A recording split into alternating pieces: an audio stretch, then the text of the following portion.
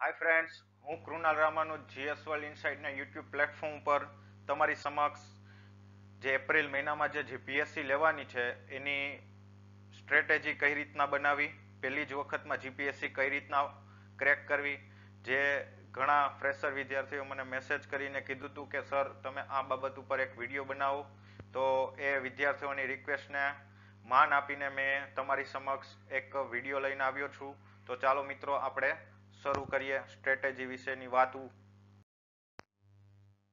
પહેલા તો મારે તમને એ કહેવું છે કે હસમુખ પટેલ સાહેબે એક જાહેરાત કરી હતી કે ભાઈ ટેન્ટેટિવ શેડ્યુલ છે, ફિક્સ નથી, કારણ કે જીપીએસસી એ હજી 2025નું શેડ્યુલ આપેલું નથી. તો જે જાહેરાત કરેલી હતી એ મુજબ એપ્રિલ મહિનાની 6ઠી તારીખે પ્રિલિમ્સ એક્ઝામ જીપીએસસી લેવાનું છે. ત્યારબાદ મેઇન્સ એક્ઝામ સપ્ટેમ્બર મહિનાની 13, 14, 20 અને 21 તારીખના રોજ લેશે. 4 દિવસમાં એક્ઝામ પૂરી થશે.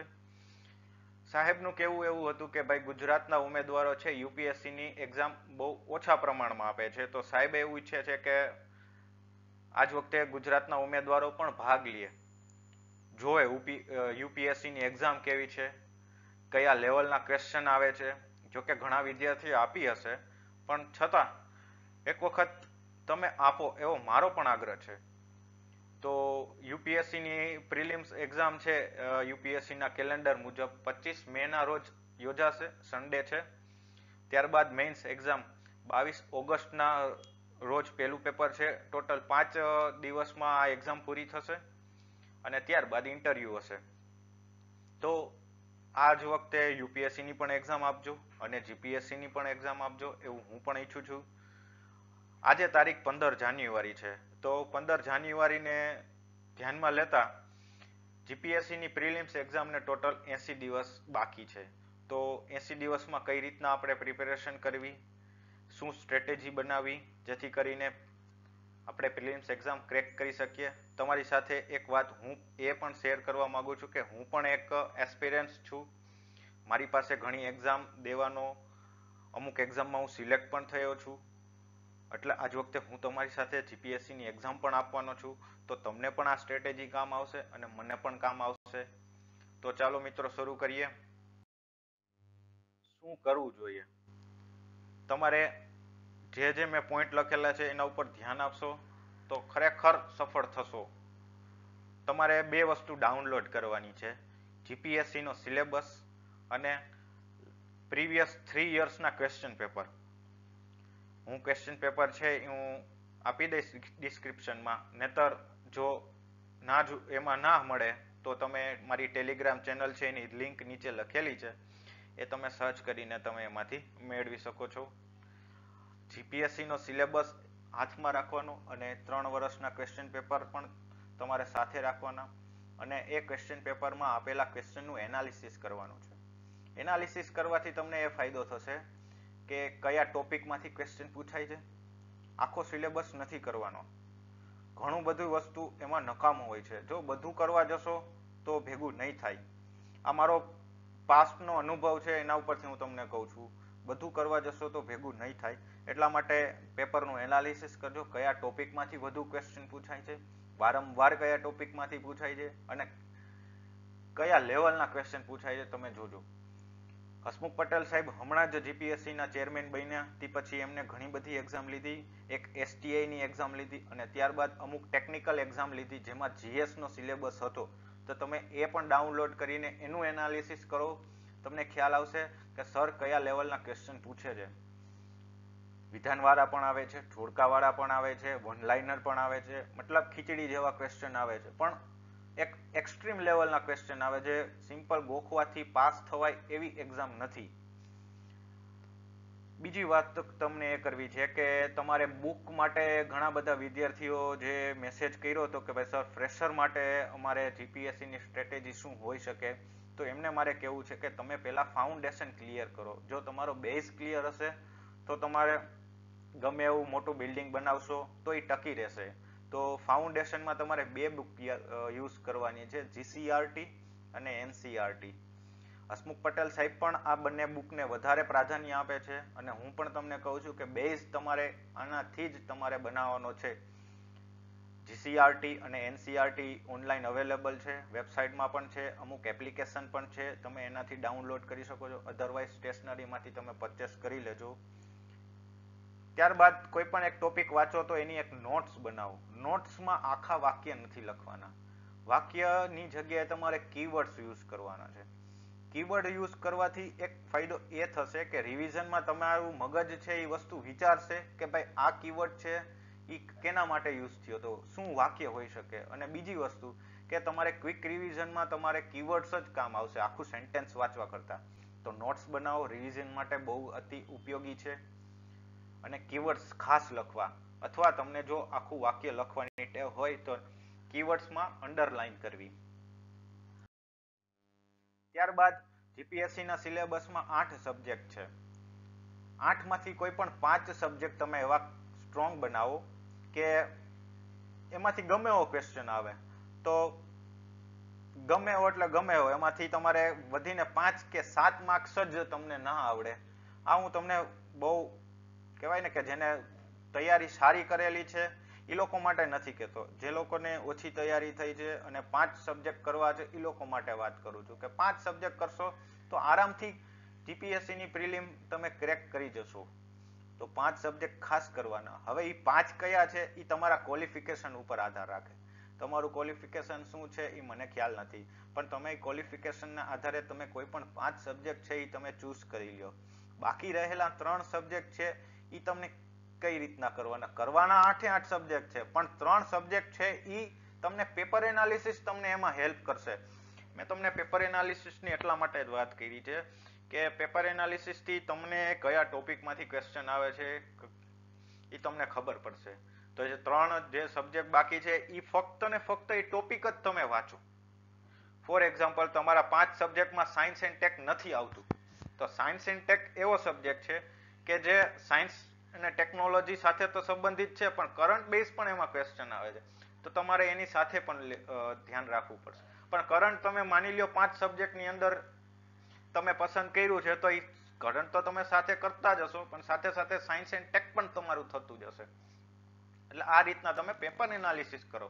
પેપર એનાલિસિસની ટેવ રાખશો તો જીપીએસસી નહીં, યુપીએસસી એ નહીં, કોઈ પણ તમે જે ફિલ્ડમાં તમારે આગળ તમારું ભવિષ્ય બનાવવું છે, તમારે જે નોકરી કરવી છે એ તમે એના પેપર એનાલિસિસથી તમે એ જે તે નોકરી મેળવી શકશો. આવું મારો અંગત અનુભવ છે. મારા ઘણા ફ્રેન્ડ્સ છે એ લોકોએ પણ મને કીધું કે પેપર એનાલિસિસ તમને એક્ઝામ ક્રેક કરવામાં અતિ ઉપયોગી નીવડશે.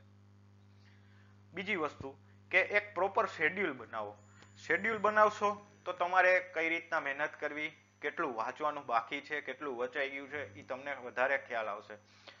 ગધેડાની જેમ મહેનત નથી કરવાની. જો એક વસ્તુ યાદ રાખજો, ગધેડો અને ઘોડામાં એ જ ફેર છે. એવું નથી કે સ્ટ્રક્ચર વાઇઝ ઘોડો આ રીતનો હોય, ગધેડો આ રીતનો. હું એમ નથી કહેતો. મહેનત વાઇઝ તમને કહું છું, ઘોડો છે એ સ્માર્ટ વર્ક કરે છે, ગધેડો છે એ સ્માર્ટ વર્ક નથી કરતો, હાર્ડ વર્ક કરે છે. આપણે હાર્ડવર્ક નથી કરવાનું, સ્માર્ટ વર્ક કરવાનું. હાર્ડવર્ક કરશો પણ સાથે સ્માર્ટ વર્ક કરશો તો તમને વધારે ઉપયોગી નીવડશે તમે જે વર્ક કરેલું છે એ.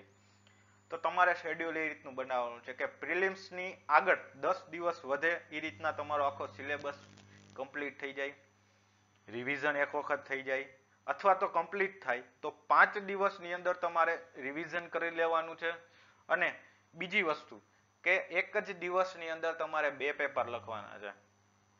તમારી રીતે મોક ટેસ્ટ આપવાની છે. મોક ટેસ્ટ માટે તમે અલગ અલગ પબ્લિકેશન, અલગ અલગ ક્લાસીસ વાળાના કોઈ પણ ક્વેશ્ચન સેટ લઈ શકો છો, હું ના નથી પાડતો, પણ તમારે ટેસ્ટ આપવાની. ટેસ્ટ આપવાથી તમે તમારી સેલ્ફ ઇવેલ્યુશન કરી શકશો. એનાથી તમને ખબર પડશે કયા ટોપિકમાં તમારે મહેનત કરવાની છે. હવે ઘણા વિદ્યાર્થીઓ કહેશે કે સર એક દિવસમાં 2 પેપર ના લખાય, 400 માર્કનું પેપર એક આવે. તો ભાઈ તો તારા માટે આ એક્ઝામ પણ નથી. જો કડવું છે પણ સત્ય છે, એ સ્વીકારવું પડશે. જો મહેનત કરવી હોય, સારી નોકરી કરવી હોય, સારું ભવિષ્ય બનાવવું હોય તો મહેનત કરવી જ જોશે. એમાં તમે પાછી પાની કરશો તો નહીં હાલે. ઓલી કહેવત છે ને, ચોટલી બાંધીને બેસી જવાનું, એ તમારે કરવું જ પડશે. એના વગર છૂટકો નથી. આ એક્ઝામ એમનેમ પાસ થઈ શકાય એવી એક્ઝામો નથી. અઠિયા મારીને તો નથી જ થતી. હ બીજી વસ્તુ કે કરંટ અફેર્સ માટે રોજનું તમે કરંટ અફેર્સ તમે વાંચતા હોય, ફોર એક્ઝામ્પલ ન્યૂઝપેપરમાંથી વાંચતા હોય, કોઈ ક્લાસીસની ચેનલ તમે જોતા હોય, કે કોઈ તમે બીજી રીતના મેગેઝિન વાંચતા હોય, કોઈ પણ XYZ રીતના તમે વાંચતા હોય, તો એની એક નોટ્સ બનાવજો. નોટ્સ કયા સબ્જેક્ટ માટે હું કહું છું કે સાયન્સ એન્ડ ટેક ઇકોનોમિક્સ છે એના અમુક ક્વેશ્ચન છે 40% જેવા ક્વેશ્ચન ફેક્ચ્યુઅલ આવે છે, ને બાકીના જે ક્વેશ્ચન 60% છે ને એ તમને કરંટ બેઝ પૂછે છે. એટલે એ તમે ફક્ત આ બે સબ્જેક્ટ માટે કરંટની નોટ્સ બનાવજો. ના બનાવી હોય તો હું ના નથી પાડતો, પણ બનાવશો તો તમને ખ્યાલ આવશે કયા ટોપિકમાં થી ક્વેશ્ચન આવી શકે અને કયા ટોપિકમાં મારે શું લખવું જોઈએ. જે આ વસ્તુ તમને નોટ્સ બનાવેલી છે એ મેન્સમાં પણ તમે કામ આવશે. મિસાઇલ ટેકનોલોજીનો કોઈ એક ટોપિક ઉપર તમને મેન્સમાં ક્વેશ્ચન આવે તો મિસાઇલના ટાઈપ્સ કયા કયા છે, ઇન્ડિયાની કેટલી મિસાઇલ છે, તમે કરંટ બેઝ કોઈ મિસાઇલનું પરીક્ષણ કર્યું હોય DRDO એ, ઈસરો દ્વારા કોઈ સેટેલાઇટનું પરીક્ષણ કરવામાં આવ્યું હોય તો તમે નોટ ડાઉન કરેલું હોય તો તમને ખ્યાલ આવશે. બાકી અમુક વસ્તુ એવી છે કે લોંગ ટર્મ થશે એટલે મગજમાંથી નીકળી જાય છે, લખેલું વધારે યાદ રહેશે વાંચવા કરતા. તો બને તો તમે નોટ્સ બનાવો આ બે સબ્જેક્ટની કરંટ માટે. બાકી તમે મેગેઝિન વાંચો, ડેઈલી વાંચો, રિવિઝન ખાસ કરવું. અને એપ્ટિટ્યુડ અને રીઝનિંગ છે એ તમે જો તમારો ફેવરિટ સબ્જેક્ટ હોય તો ઠીક છે, ના હોય તો એક્ઝામ તમારી 6 એપ્રિલના રોજ છે તો એના 1 મહિનો પહેલા અથવા 1.5 મહિનો પહેલા તમે આ સબ્જેક્ટ ઉપાડો, કે જેથી કરીને તમને મેથ્સ એવી વસ્તુ છે કે ઘણા વિદ્યાર્થીને મેથ્સથી તકલીફ થતી હોય, ચીડ ચડતી હોય, તો એ છેલ્લા તમે કરશો તો મેથ્સ કરશો, અડધો દિવસ મેથ્સ કરવાનું. મેથ્સ એટલે એપ્ટિટ્યુડ ને રીઝનિંગ વાત કરું છું, જનરલ ટર્મ બોલું છું. મેથ્સ કરો, અધરવાઇઝ અડધો દિવસ તમે પછી રિવિઝન કરતા હોય તો મગજને કેવું છે કે એક વસ્તુમાં વધુ સમય આપશો તો એ કંટાળો આવશે, તો એવું ના કરો. બરાબર, તો અડધો સમય એપ્ટિટ્યુડ રીઝનિંગ લ્યો અને અડધો સમય રિવિઝન કરો. એમ કરીને તમે કરશો તો ફ્રેશ રહેશો અને વધુ વાંચશો, ઇફેક્ટિવ તમારું રીડિંગ થશે. બરોબર. બાકી બીજું તો મારે તમને જે કહેવાનું હતું એ મેં તમને કહી દીધું છે. 80 દિવસ છે વિદ્યાર્થી મિત્રો, તો મહેનત કરજો. મેં તો મહેનત શરૂ કરી જ દીધી છે, એક્સ્ટ્રીમ લેવલ ઉપર છું એવું હું કહેતો નથી, બરોબર, પણ મહેનત કરવાથી એક દિવસ સફળ જશે. કરેલું કર્મ છે એ ફોગટ નથી જતું. આ કૃષ્ણ ભગવાને ગીતાજીમાં પણ કીધું છે, તમે કર્મ કરો, ફળની આશા ના રાખો. ભલે માની લ્યો કર્મ કરવાથી આ વખતે ક્રેક ના થાય તો એના માટે તમે જવાબદાર નથી. તમે જવાબદાર નથી ઇન ધ સેન્સ કે તમે તો મહેનત કરી છે, ફળ ઈશ્વરે આપવું છે, ઈ તમારો જ્યારે સમય આવશે ત્યારે એ આપશે. હું તમને કર્મ બાબતે હું નથી લઈ જતો, કર્મના સિદ્ધાંત ઉપર વાત નથી કરતો, ફિલોસોફીની વાત નથી કરતો, પણ એક વસ્તુ મેં પણ અનુભવ કરેલો, મહેનત તો હું પણ કરું છું, બરોબર, પણ હજી સુધી મને સિવિલ સર્વિસ નથી મળેલી. એનો મતલબ એવો નથી કે હું નિષ્ફળ ગયો છું, પણ એક નિષ્ફળતામાંથી જ સફળતાની રાહ નીકળે છે. એક નિષ્ફળ વ્યક્તિ જ સફળ થઈ શકે છે. ઘણા નો ડાઉટ પહેલી ઘાએ ક્રેક કરવા વાળા વિદ્યાર્થીઓ હોય છે, પણ જ્યારે તમે ઠોકર ખાવ ને ત્યારે તમને વધારે ખબર પડે કે શું કરવું શું ના કરવું જોઈએ, બરોબર. એટલે હું વધારે તો તમને કઈ કહેતો નથી. અને બીજી વસ્તુ, આમાં શું ન કરવું જોઈએ એ વસ્તુ મેં એમાં એક પણ પોઈન્ટ લખ્યા નથી. તો તમે બધા વિદ્યાર્થી ઉમેદવારો તમે બહુ હોશિયાર છો તો તમે સમજી જશો કે આ સિવાયનું કાંઈ પણ વસ્તુ ના કરવી. બીજી વસ્તુ, મેં તમને GCRT અને NCERT ની વાત કરેલી, એ તમારી થઈ જાય એટલે તમે કોઈ એક ઓથેન્ટિકેટ પબ્લિકેશનની એક બુક લઈ લ્યો. એ બુક એટલા માટે કહું છું કે એક જ સોર્સ પકડજો. બધા સોર્સ લેવા જશો, વાંથી વાંચું એવું ના કરતા. એવું કરશો તો તમે જ કન્ફ્યુઝ થશો, આનું મટીરિયલ સારું છે, આનું મટીરિયલ સારું છે. એવું કરવામાં તમારો સમય પણ વેડફાઈ જશે, તો એવું ના કરો, બરોબર. બાકી તમારે જે કાંઈ હેલ્પની જરૂર હોય, કોઈ પણ સબ્જેક્ટ ના સમજાતો હોય, જો એક વસ્તુ એ પણ મારે તમને કહેવી છે, મારી પોતાની YouTube ચેનલ છે તો એમાં હું ક્વેશ્ચન પણ મૂકું છું. તો તમારે એ ક્વેશ્ચનથી તમે ડેઈલી તમે તમારું એનાલિસિસ કરી શકો છો, તો એ પણ જોજો. કોમ્યુનિટી ટેબમાં હું રોજનો એક ક્વેશ્ચન મૂકું છું, એ પણ તમે જોજો. એ કરંટ બેઝ પણ હોઈ શકે, કોઈ થિયોરેટિકલ સબ્જેક્ટનો પણ હોઈ શકે. તમે અપડેટ રહેતા રહેજો. બાકી એમનેમ ખાલી વાંચશો, ગધેડાની જેમ મહેનત કરશો તો નહીં થાય ને નહીં જ થાય.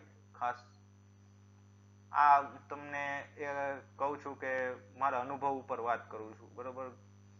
તો એક આ વાતને સમજજો.